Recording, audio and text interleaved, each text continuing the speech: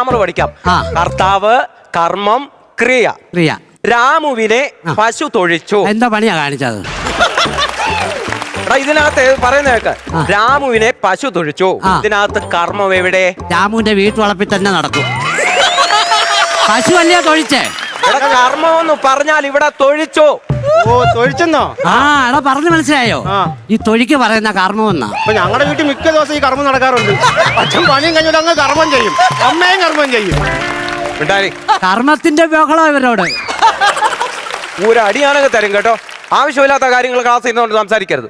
പറയുന്നതൊന്നും കേൾക്കരുത്. അതിനപ്പുറത്ത് കയറി സംസാരിച്ചോണം. കേകയുടെ ലക്ഷണം പറയടാ. അഖില് പറ. കേകയുടെ 4 കാലുണ്ട്, മാനിനെ പോലെ കൊമ്പുണ്ട്. അത് കേക മാൻ. അയ്യോ, പിന്നെ മാനിനെ പോലെ കൊമ്പുണ്ടെന്ന്. കേഴയല്ല, കേക. കേക. നീ എഴുന്നേറ്റ് പറ. നീ പാസ് വിട്ടോടാ. ഇല്ല, കേക പറ. കേകയുടെ ലക്ഷണം പറ. 1